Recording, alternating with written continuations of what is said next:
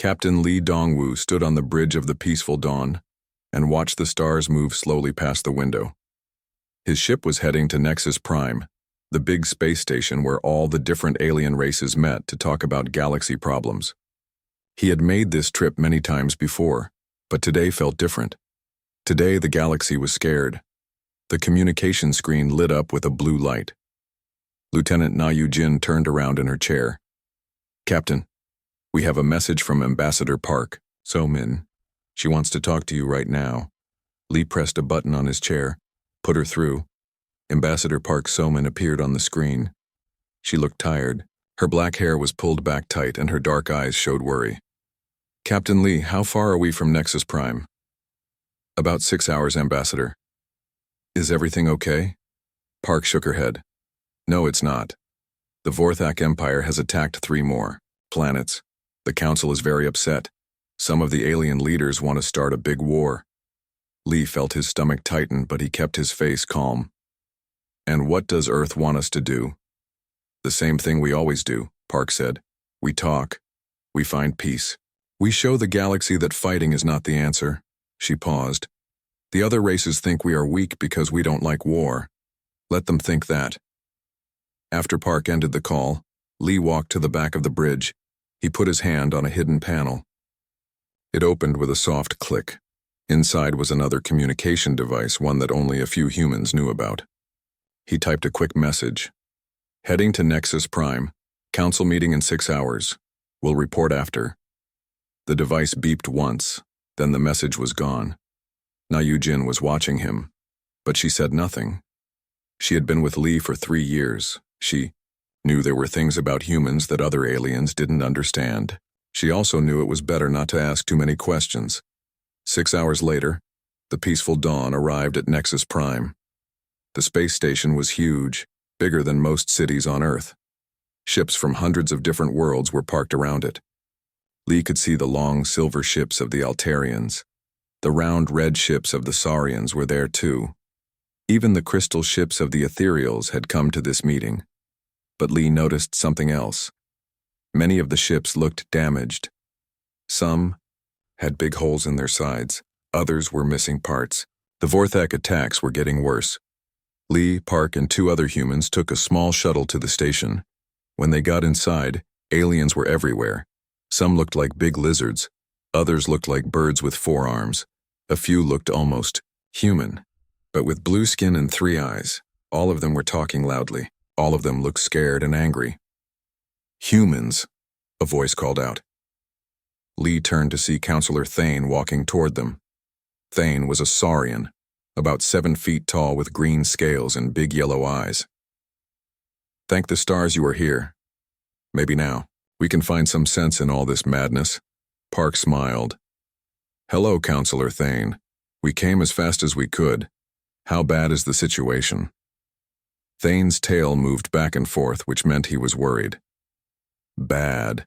Very bad. The Vorthak have taken 12 planets in 2 weeks. Their ships are fast and strong.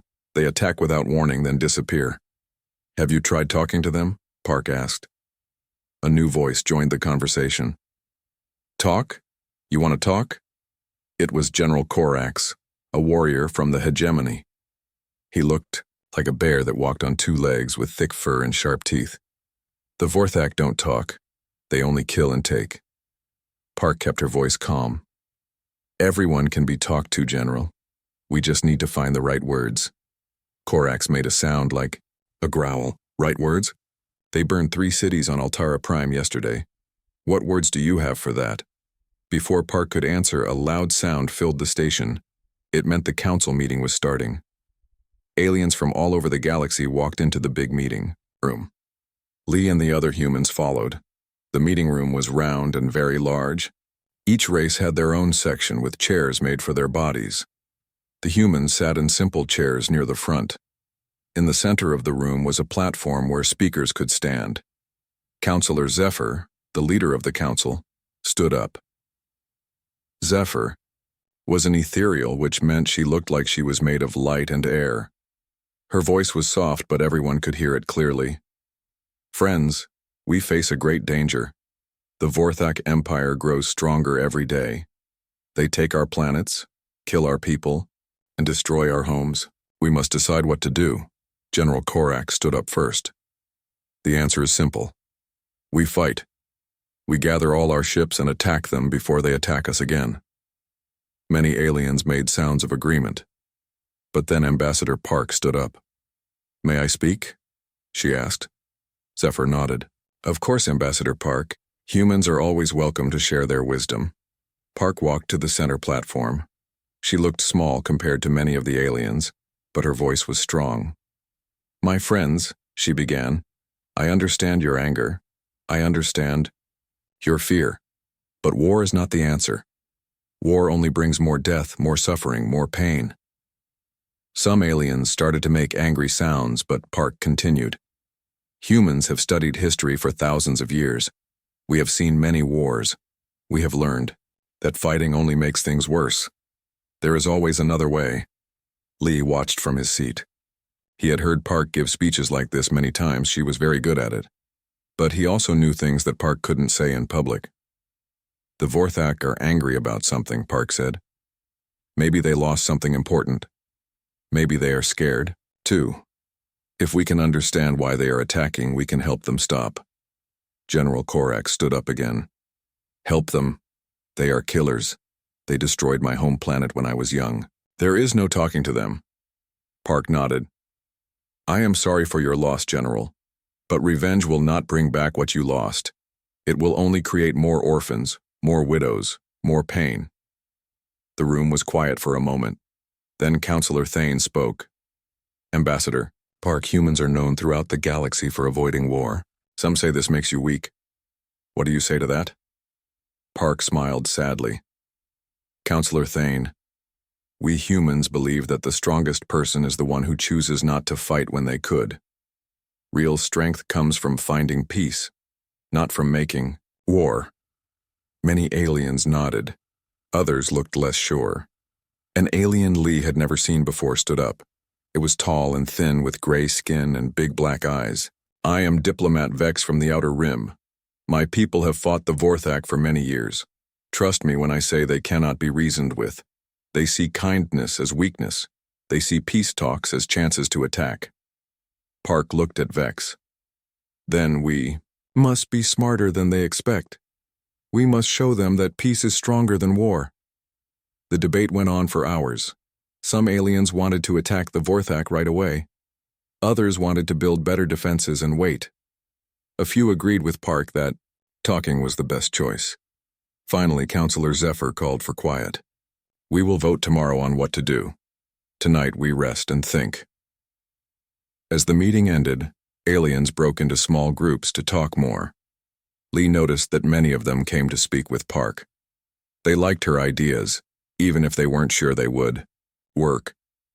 But Lee also saw some aliens talking quietly in corners. They looked at the humans and shook their heads. He heard words like weak and foolish when they thought no humans were listening. Later that night, Lee was alone in his room on the station. He opened his hidden communicator again and sent another message.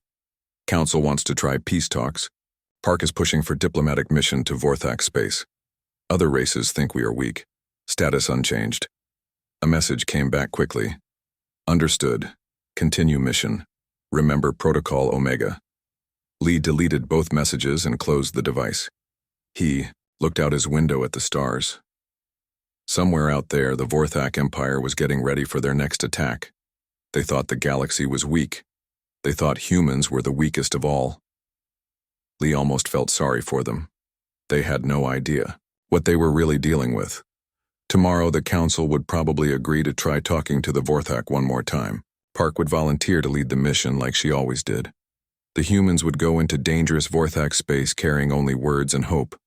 At least, that's what everyone else would think. Lee went to bed that night knowing that the galaxy was about to learn something very important about humans. But not yet. Not until the time was right. For now, it was better to let everyone think that humans were just peaceful, weak creatures who were afraid of war. The truth would come later. The next morning, the council voted. Ambassador Park got what she wanted. The humans would lead one final peace mission to Vorthak space. If talking didn't work this time, the galaxy would prepare for war. 3 days later, Captain Lee Dong-woo guided the peaceful dawn toward the edge of Vorthak territory. With him were Ambassador Park, Dr. Yoon Min-ho, and Sergeant Oh Hee-won. Dr. Yoon was supposed to be a scientist who studied alien cultures. Sergeant Oh was their security officer, but she looked more like a teacher than a soldier. "Captain," Na Yu-jin said from her station, "we're getting a message from the Vorthak. They want us to dock at Battle Station Kronex." Lee nodded. "Tell them we accept. We come in peace." Dr. Yoon Min-ho looked up from his computer. He was a thin man with glasses who always seemed to be reading something. "Battle Station Kronex is interesting. According to my research, it's their main military base in this sector." "That doesn't sound very peaceful," Park said. Yoon smiled. "Actually, it makes sense. They want to show us their strength. It's a way of saying, look how powerful we are before we even start talking." As they got closer to the station, Lee could see it was huge. It was shaped like a star with long arms reaching out in all directions. Big guns were mounted everywhere. Hundreds of Vorthak warships were parked around it. "Impressive," Sergeant O said quietly.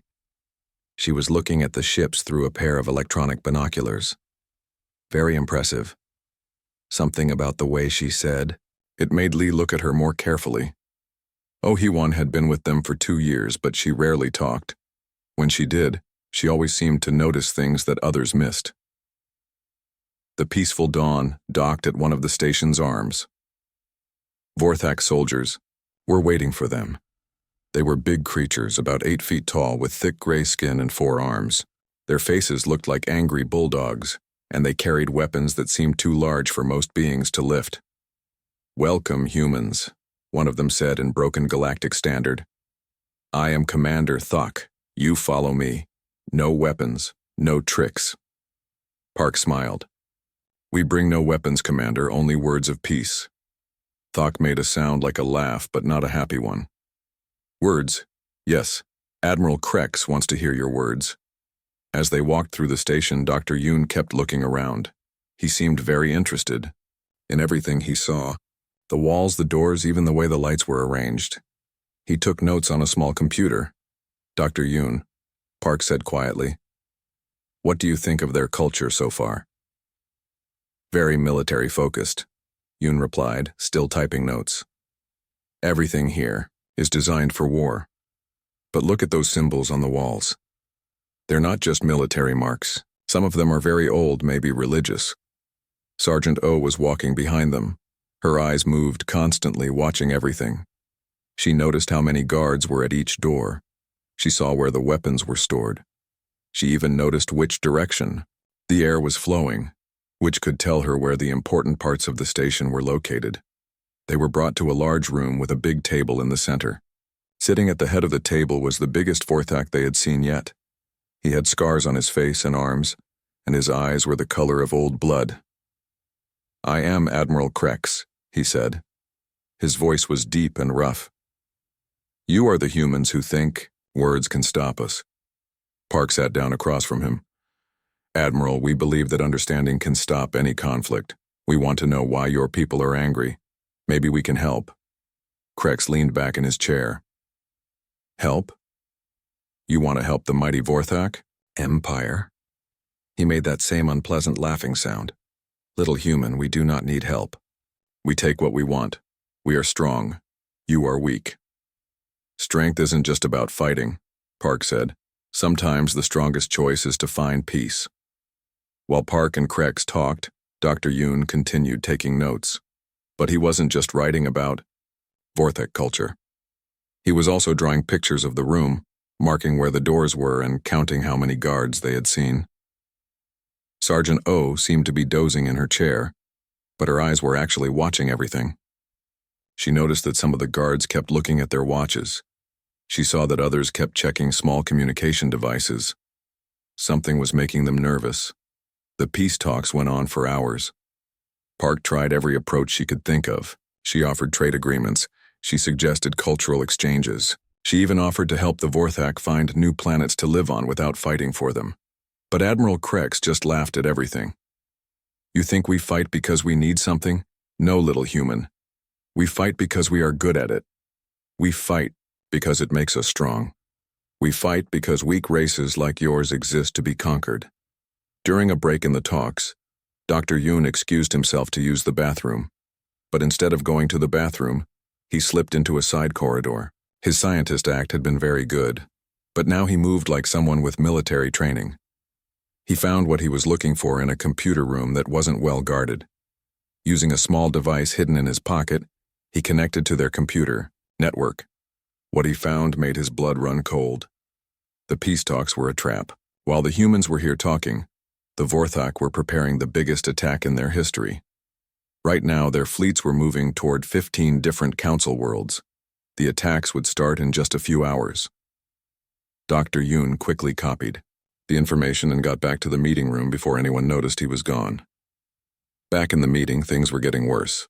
Admiral Krex was becoming more aggressive. Your council is weak, he said to Park. Your species are soft. When we rule the galaxy, there will be no more of this pathetic talk of peace. Park kept her voice calm. Admiral, surely your people want more than just war. Don't you want your children to grow up in a safe, peaceful galaxy? Krex slammed one of his 4 fists on the table. Our children will grow up strong. They will conquer worlds you cannot even imagine.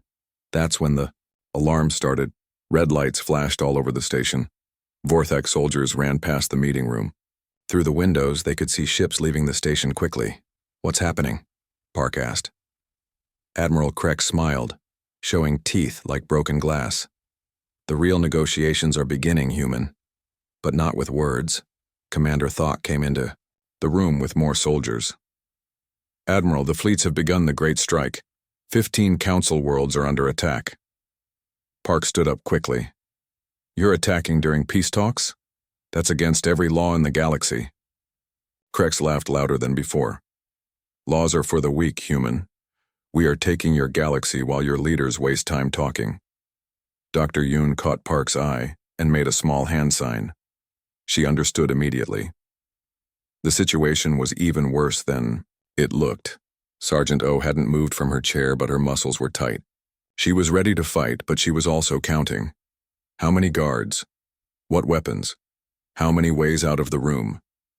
You will stay here as our guests, Krex said. When your council surrenders, maybe we will let you live as slaves.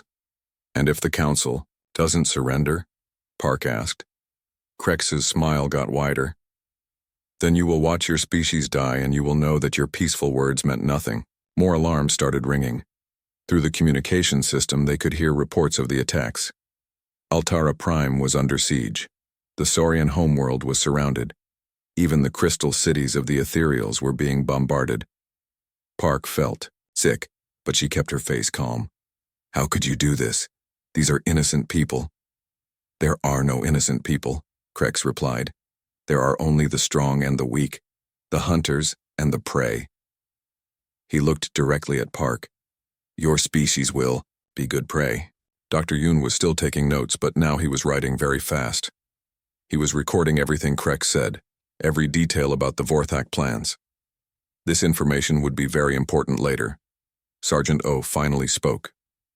Admiral, may I ask a question? Krex looked surprised. The human soldier had been so quiet. Speak. Your attack plan is very good, O said. 15 worlds at once, but how do you know the council won't find a way to stop you? Krex laughed again. Because they are weak, like you. For 50 years we have watched your species. You run from fights. You hide behind words. You have no stomach for real war. Interesting, O said quietly. Something about the way she said it made Krex look at her more carefully. But before he could ask what she meant, another soldier came into the room. Admiral, we have a problem. Some of the council fleets are fighting back harder than we expected, and we're getting strange signals from human space. Krex waved a hand. Human space? What could humans do? Send us more peace treaties? The soldier looked nervous. Sir, the signals are encrypted. We can't read them. but they're going to every human colony in the galaxy. For the first time, Admiral Krex looked worried. He turned to Park. What are those signals? Park smiled for the first time since the attack started. I honestly don't know, Admiral, but I think you're about to find out. Outside the station, more alarms began ringing. But these weren't attack alarms. These were different. These were warnings. Something was coming. Something the Vorthak weren't. Ready for Dr. Yoon looked at his watch and made another small hand sign to Park and O. They both nodded slightly. Admiral Krex, Park said. You said there are only hunters and prey in the galaxy. You might be right. But I think you've made a mistake about which one humans are. Before Krex could ask what she meant, the lights in the station flickered. Then, they heard something that made every Vorthak in the room freeze. The space around Battle Station Kronex suddenly filled with ships that hadn't been there a moment before. They appeared out of nothing, like ghosts becoming real. The Vorthak soldiers in the meeting room ran to the windows to look. What are those? Commander Thok whispered. The ships were sleek and black, with no lights except for a soft blue glow from their engines. They were smaller than the big Vorthak warships, but there were hundreds of them. And they moved in perfect formation, like they were dancing. Admiral Krex grabbed a communication device. All ships, attack the unknown vessels, destroy them. The Vorthak warships opened fire with their huge guns. Bright energy blasts shot toward the black ships, but the human ships moved like water, flowing around the attacks. Not one blast hit them. Then the human ships fired back. Their weapons were different from anything the galaxy had ever seen. Instead of big energy blasts, they fired streams of light that seemed to cut through the Vorthak ships like knives through paper. One moment a Vorthak warship was there, the next moment it was in pieces. Impossible, Krex said. His voice was quiet now, not loud and confident like before. Sergeant O stood up from her chair. Something had changed about her. She didn't look like a simple security officer anymore. She looked like a soldier, a very dangerous soldier. Admiral Krex, she said, I think we need to have a different conversation now. Before anyone could react, O moved faster than anyone thought possible. She grabbed the weapon from the nearest Vorthak guard and pointed it at Krex's head. At the same time, Dr. Yoon pulled out a small device that made all the Vorthak weapons stop working. How? Commander Thok demanded. Dr. Yoon smiled, but it wasn't the gentle smile of a scientist anymore. Because we've been planning this for a very long time. Through the communication system, they could hear Vorthak commanders shouting orders, but the orders weren't about attacking anymore. They were about retreating, about running away, about trying to survive. Fleet Admiral Quan to all Vorthak forces, a new voice said over the speakers. It was speaking in perfect Vorthak language. You have attacked peaceful worlds. You have broken galactic law. You have 30 seconds to surrender or we will destroy you. Admiral Krex's face went pale. Fleet Admiral? Humans don't have fleet admirals. You don't have a real military. Ambassador. Park stood up. When she spoke, her voice was different too. It was still calm, but now it had steel in it. Admiral Krex, there are many things about humans that the galaxy doesn't know. We've been very careful to keep it that way. On the screens around the room, they could see the battle happening outside. It wasn't really a battle anymore. It was target practice. The human ships were destroying Vorthak vessels so fast that the computers couldn't count them all. This is impossible, Krex shouted. Where did you get these ships, these weapons? Dr. Yoon was now working at a computer terminal. His fingers moved over the controls like he had been trained for this his whole life. We didn't get them anywhere. Admiral, we made them. We've been making them for 50 years. More reports came over the communication system. The Vorthak attacks on Council worlds weren't going well either. Everywhere they had struck, human ships had appeared to fight back. Ships that nobody knew existed. Altara Prime Fleet, this is Captain Rio Taiman of the Human 3rd Squadron. We are here to help. Saurian Defense Command, this is Colonel Shin Dahai. Human forces are engaging Vorthak attackers. Hold your position. All Council forces, this is General Bei Sung-woo of the Human 7th Fleet. We have the situation under control. Admiral Krex looked like he was going to be sick. 7th Fleet? How many fleets do you have? Park sat back down, but she kept her eyes on Krex. Enough. Through the windows, they could see that most of the Vorthak ships were gone now. Some had been destroyed. Others had run away. Only Battle Station Kronex was left, and it was surrounded by human ships. I don't understand, Commander Thok said. For 50 years, humans have been peaceful. You never fight. You always talk. Everyone knows this. Sergeant O lowered her weapon slightly, but she was still ready to use it. Commander, let me explain something. Just because we choose not to fight doesn't mean we can't fight. We choose peace because we know what war really costs. Dr. Yoon finished what he was doing at the computer.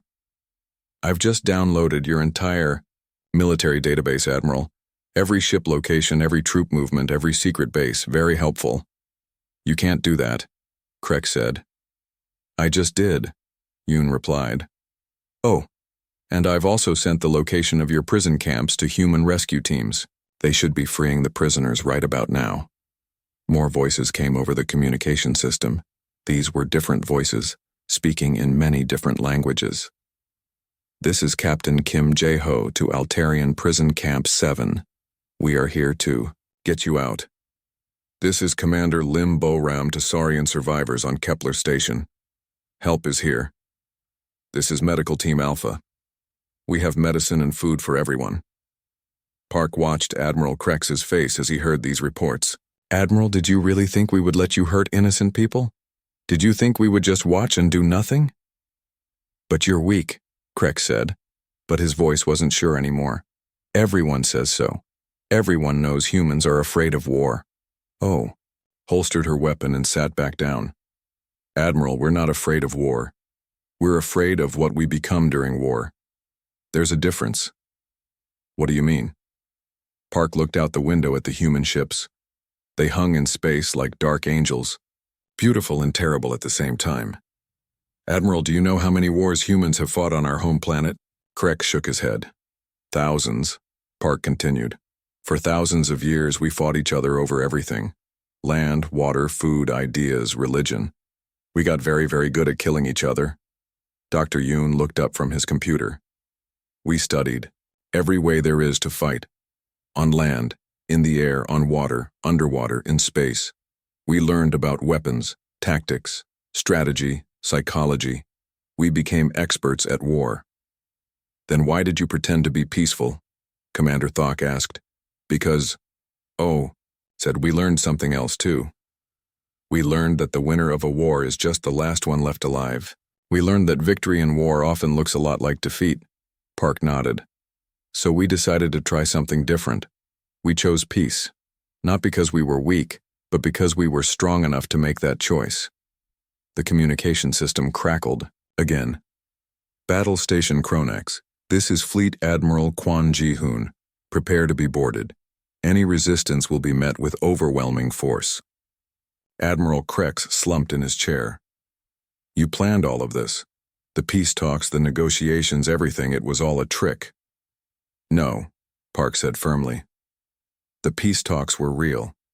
We really wanted to find a peaceful solution. We always do. But we also prepare for what happens when peace isn't possible. Dr. Yoon saved his work and closed the computer. Admiral, humans have a saying, hope for the best, prepare for the worst. We hoped you would choose peace, but we prepared for war. The doors to the meeting room opened. Human soldiers came in, but they didn't look like the humans the galaxy knew. These wore black armor that seemed to bend light around it. Their weapons were small but looked very advanced. They moved with the smooth confidence of people who had trained for this their entire lives. The leader took off her helmet. It was a woman with short black hair and calm eyes. I'm Colonel Shin Dahai. Admiral Krex, you are under arrest for war crimes against sentient beings. Krex looked at her with confusion. War crimes? We are at war. No, Colonel Shin said. War was declared when you attacked civilian targets during peace negotiations. What you did was not war. It was terrorism. As the human soldiers led the Vorthak away, Admiral Krex turned back to Park. How long? He asked. How long have you been Preparing for this? Park thought for a moment. Since the day we joined the Galactic Council, Admiral, we hoped we would never need to use what we built. We really hoped for peace. And now? Now, Park said sadly. The galaxy will learn what humans are really like when someone forces us to fight. I'm not sure that's better for anyone. Colonel, Shin came back into the room. Ambassador, we've secured the station. Casualties are minimal on both sides. The Vorthak fleets are retreating to their home systems. What about the Council worlds? O asked. All safe, Shin replied. The attacks have been stopped. We're already sending aid to the damaged areas. Dr. Yoon packed up his equipment. The galaxy is going to have questions. Park nodded. Yes, they will. And we'll answer them honestly. It's time for the truth. As they prepared to leave Battle Station Kronex, Park looked back at the meeting room where they had spent hours trying to make peace. The talks had failed, but maybe something else had been born here today. Maybe the galaxy would finally understand that true peace didn't come from weakness. It came from strength used wisely. The human ships formed up around the peaceful dawn as they left Vorthak space. They moved in perfect formation, a dark river of power flowing through the stars. Behind them, Battle Station Kronex sat empty, except for a few human guards and some very confused Vorthak prisoners. Ahead of them was the rest of the galaxy, waiting to learn that everything they thought they knew about humans had been wrong. The mask had finally fallen away. Now came the hard part, living with what was underneath. News of the human military's appearance spread across the galaxy faster than light itself. On every council world, beings gathered around communication screens to watch reports they could barely believe. On Nexus Prime, Counselor Zephyr called an emergency meeting. The great hall that had been full of panic just days before was now full of confusion and fear. But this time, the fear was about humans. How is this possible? General Korax demanded. He stood in front of a huge screen showing footage of human ships destroying Vorthak forces. Where did these ships come from? Counselor Thane's tail was moving very fast now. The humans have been lying to us for 50 years. They made us think they were weak. Were they lying? Asked Diplomat Vex. Or were we just not asking the right questions? The screen showed more footage. Human soldiers moving through damaged stations, helping wounded aliens. Human medical teams setting up hospitals on attacked planets.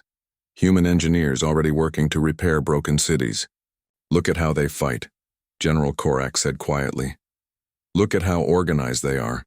This isn't something they built in a few weeks. This is the work of decades. On the screen, Fleet Admiral Kwon Ji-hoon was giving a report to his forces. He was an older human with gray hair and serious eyes. When he spoke, even through the translation, his voice carried the weight of command. All human forces, this is Fleet Admiral Kwon. The immediate threat has been stopped, but we are not done. Continue rescue operations. Continue medical aid. Show the galaxy that we fight, not because we love war, but because we love peace. The UIs, council members watched in silence. This was not what they expected from a species that had just revealed a secret military. Counselor Zephyr, a new voice said. They all turned to see Ambassador Park So-min entering the hall. She was followed by Captain Lee Dong-woo and the other humans from the peace mission. The room became very quiet. Every alien eye was on the humans. Ambassador Park, Zephyr said carefully, we have many questions. I'm sure you do, Park replied. She walked to the center of the room, just as she had during the last meeting. But something was different now. She stood straighter. Her voice was stronger. Ask them.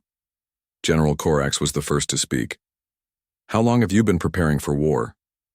Since the day we joined the council, Park said simply. We hoped we would never need to use what we built, but we prepared anyway. Why did you lie to us? Counselor Thane asked. Park shook her head. We never lied. We told you we didn't like war. We told you we preferred peace. Both of those things are true. We just didn't tell you everything. What didn't you tell us? Diplomat Vex asked. Captain Lee stepped forward. that we're very, very good at war when we have to be. The screen behind them changed to show Earth. But it wasn't the peaceful blue and green world most aliens remembered. Now they could see massive orbital stations, defense platforms, and shipyards that stretched for thousands of kilometers. Earth has been a fortress world since we joined the galaxy, Lee continued. Every human colony has hidden defenses. Every human ship has weapons that can be activated in minutes. Every human who seems like a civilian has at least some military training. Dr. Yoon Min-ho appeared on the main screen. He was standing in what looked like a command center filled with computers and tactical displays. Council members. His voice came through the speakers. This is Dr. Yoon Min-ho, Director of Human Intelligence Operations. What you're seeing is just a small part of what we've built over the past 50 years. General Korak stood up. Intelligence operations? You said you were a scientist. Dr. Yoon smiled from the screen. I am a scientist. I study alien cultures and behaviors. That information has been very helpful in planning our defense strategies. The screen changed again. Now it showed human ships helping to rebuild damaged council worlds. But the aliens in the room could also see that those same ships were heavily armed and could probably destroy planets if they wanted to. Why? Counselor Zephyr asked. Why build all this if you truly wanted peace? Park was quiet for a moment before answering. Counselor, let me tell you about human history. For thousands of years we fought wars on our home planet. Terrible wars. Wars that killed millions of people. Wars that destroyed entire civilizations. She gestured to the screen, which now showed images from Earth's past. Ancient battles, medieval sieges, modern warfare with machines and bombs. We learned that there are only two ways to have lasting peace. Either everyone agrees to be peaceful, or everyone is too afraid to fight because they know the cost will be too high. Captain Lee nodded. We tried the first way when we joined the council. We honestly tried. But there are always species like the Vorthak who see peace as weakness. So you prepared for the second way, Diplomat Vex said, understanding. Yes, Park replied. We built a military so powerful that no one would ever want to fight us. But we hid it because we hoped we would never need to use it. General Korax was looking at the tactical displays on the screen. His trained eye could see what the humans had really built. How many ships do you have? Enough, Captain Lee said. That's not an answer. It's the only answer you need, Lee replied. We have enough ships to defend every council world at the same time. We have enough weapons to stop any aggressor. We have enough soldiers to keep the peace. The screen changed again. This time it showed the Vorthak homeworld. Massive human fleets were surrounding the planet, but they weren't attacking. They were just waiting. What are you doing to the Vorthak? Counselor Thane asked. A new voice answered from the screen. It was Fleet Admiral Kwon Ji-hoon, speaking from the bridge of his flagship. We are offering them the same thing we offer. Everyone, peace. And if they refuse? General Korax asked. Admiral Kwon's face was grim. Then we will show them why that would be a mistake. Suddenly, alarms began ringing throughout Nexus Prime. Emergency lights flashed in the council chamber. What's happening? Zephyr demanded. A technician ran into the room. Counselor, the Vorthak have activated some kind of weapon. It's heading toward Earth. The main screen changed to show a massive object moving through space. It was as big as a moon, covered in weapons and energy generators. It was moving fast, toward human space. A planet killer, General Korax whispered. They built a planet killer. On the screen, Admiral Kwon was giving orders to his fleet.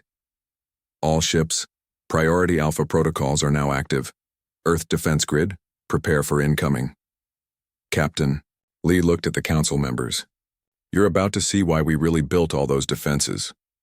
The screen split to show both the approaching weapon and Earth itself. As they watched, the space around Earth began to change. Massive platforms rose from hidden positions on the moon. Orbital stations that had looked like space factories opened up to reveal enormous guns. The space around Earth became filled with defensive weapons that nobody had known were there. How long has this been there? Counselor Zephyr asked. Since day one, Park replied. Earth is not just our home, it's the center of human civilization. We've spent 50 years making sure nothing could ever threaten it. The Vorthak weapon entered Earth's solar system. Immediately it was met by thousands of human defensive systems. Energy beams, missile swarms, and weapons that seemed to bend space itself all struck the massive object. But the weapon kept coming. It was stronger than anyone expected. It's not going to be enough, General Korax said, watching the displays. That thing is too big, too well protected. Captain Lee smiled grimly.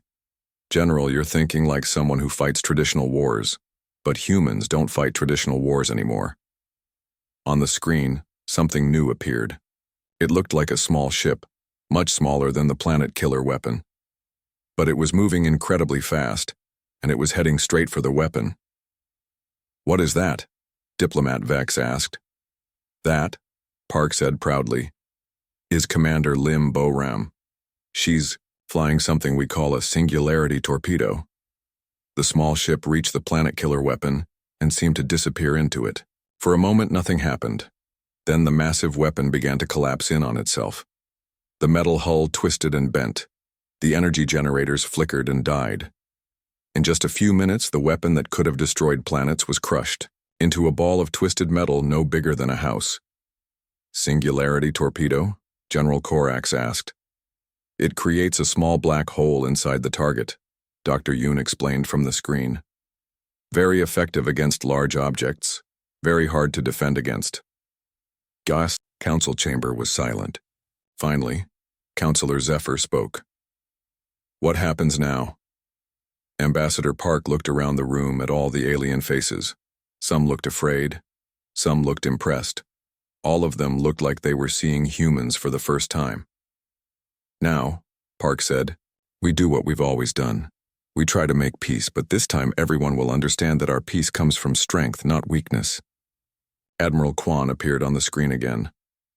Vorthak Empire, this is Fleet Admiral Kwan Ji-hoon. Your planet killer weapon has been destroyed. Your fleets have been defeated. You have one choice left. Surrender and join the galaxy as peaceful members, or face the full power of human military might. The response came quickly. It was the voice of someone who wasn't Admiral Krex. Someone who sounded very old and very tired. This is Vorthak Emperor Zulthak. We surrender. Please, show mercy to our people. Park closed her eyes for a moment. When she opened them, she looked sad but determined. 3 months after the Vorthak surrender, the galaxy was still trying to understand what had happened. The war that was supposed to destroy the Council had lasted only 4 days. But those 4 days changed everything. President Moon A-Rin sat in her office on Earth, looking at reports from across human space. She was a small woman with kind eyes, but everyone who met her quickly learned that she was also very strong. She had been Earth's leader during the secret military buildup, and now she had to lead humanity through the aftermath. Madam President, her assistant said, Admiral Park Chan-woo is here to see you. Send him in. Admiral Park entered the room. He was younger than most military leaders, but his eyes looked much older. He had led the final battle against the Vorthak planet killer, and the experience had changed him. How are our people doing, Admiral? President Moon asked. Park sat down, across from her desk. Better than expected, actually. The transition from secret military to public peacekeepers is going smoothly. Most of our personnel are adapting well to their new roles. And the other species? How are they treating our people? Park was quiet for a moment. With respect, mostly. Some with fear. A few with anger. The hegemony thinks we tricked them. The Altarians want to know why we didn't help them sooner in previous conflicts. President Moon nodded. I expected that. What about reconstruction efforts? Going well. Chief Medical Officer Ko Yoon-ji has teams on 15 worlds providing aid. The former Vorthak territories are being integrated into Council space peacefully. Most of their people seem relieved that the war is over. The door chimed again. Madam President, you have a priority call from Nexus Prime. Put it through. The wall screen lit up to show Ambassador Park So-min. She was in the council chambers, but something was wrong. She looked very worried. Madam President, we have a problem, a big problem. President Moon leaned forward. What is it, Ambassador? The Vorthak had one final weapon, something they kept hidden even from their own military, and they used it 3 hours ago. Admiral Park stood up quickly. What kind of weapon? Ambassador Park's face was grim. A biological weapon. They released it into the atmosphere of 3 council worlds. It's designed to kill all organic life. President Moon felt her blood turn cold. How bad is it? Very bad. The planets are Kepler Prime, New Altara, and Saurian Colony 7. Millions of beings are already dead. The weapon is spreading through the air and water. At current rate, all life on those worlds will be gone in 2 days. Admiral Park was already moving toward the door. I'll mobilize our bioresponse teams immediately. Wait, President Moon said. Ambassador, is there any way to stop this weapon? Park. Somin shook her head. Council scientists have been working on it for 3 hours. They say it's impossible. The weapon was designed specifically to be unstoppable. President Moon was quiet for a long moment. Then she asked, what does the Council want us to do? They want us to destroy the planets before the weapon can spread to other worlds. The room became very quiet. Admiral Park stared at the screen. They want us to kill millions of people to save billions of others. It's the only way, Ambassador Park said softly. If this weapon spreads beyond those 3 worlds, it could kill everyone in the galaxy. President Moon stood up and walked to the window. She could see Earth's great cities, its green forests, its blue oceans. All of it could be gone if the weapon spread. Madam President, Admiral Park said, we need to make a decision quickly. Every minute we wait, more beings die. President, Moon turned back to the screen. Ambassador, tell the Council we need 2 hours to prepare. And get me Chief Medical Officer Ko Yoonji immediately. An hour later, Ko Yoonji was on the screen from her mobile laboratory. She was a brilliant scientist who had spent her career studying alien diseases. She looked exhausted but determined. Madam President, I've been analyzing the weapon data the Council sent us. It's definitely designed to be unstoppable. But what, Doctor? Ko smiled for the first time in hours. But whoever designed it didn't know everything about human medicine. We faced something similar on Earth about 200 years ago during the Indonesian plague. We developed countermeasures that might work. Admiral Park leaned forward. Might work? I need to test it. But if I'm right, we can not only stop this weapon, we can cure the people who are already sick. President Moon felt hope for the first time since the call began. What do you need? Time. And I need to get to one of those planets to test my theories. That's incredibly dangerous, Admiral Park said. The weapon could kill you in minutes. Ko nodded. Yes, it could. But if I don't try, millions of people will definitely die. President Moon made her decision. Doctor, you have whatever you need. Admiral, prepare a ship with our best protection systems and get our fastest pilots. I'll fly her myself, Admiral Park said. 2 hours later, Admiral Park's ship dropped out of hyperspace near Kepler Prime. The planet that had once been green and beautiful was now brown and gray. The weapon was killing everything it touched. Doctor, are you sure about this? Admiral Park asked as they approached the planet. Ko Yoonji was checking her equipment one final time. As sure as I can be. The countermeasure should work, but we won't know until we try it. They landed near what had been Kepler Prime's main city. Ko suited up in the most advanced protective gear humans had ever built and stepped out onto the dead planet. Atmospheric readings are terrible, Admiral Park reported from the ship. Doctor, you have maybe 30 minutes before that suit won't be enough protection. Ko worked quickly. She took samples of the air, the soil, and the water. She also found some of the local plant life that was still dying, but not yet dead. Back on the ship, she began mixing her countermeasure. It's working, she said after 20 minutes of testing. The countermeasure is breaking down the weapon, but I need to make a lot more of it, and I need to spread it across the entire planet. How much time do you need? Admiral Park asked. 6 hours to make enough. But doctor, if this doesn't work. Ko looked at him with tired but determined eyes. If this doesn't work, then you do what the council asked. You destroy the planet to save the galaxy. Admiral Park sent a message to Earth. President Moon's response was immediate. Do whatever Dr. Ko needs. The entire human fleet is at her disposal. For the next 6 hours, human ships arrived at all 3 infected planets. Each one carried massive amounts of Ko's countermeasure. They began spraying it into the atmosphere, dropping it into the water, and spreading it across the land. At first, nothing seemed to happen. The planet still looked dead and gray. Then, slowly, things began to change. The air became cleaner, the water became clearer, and then, amazingly, some plants began to show tiny bits of green. It's working, Ko announced from her laboratory. The weapon is being neutralized, life is coming back. On Nexus Prime, the council members watched in amazement as the dead planet slowly came back to life. Beings who had been dying from the weapon began to recover. Cities that had been empty began to show signs of life again. Counselor Zephyr spoke for all of them. How is this possible?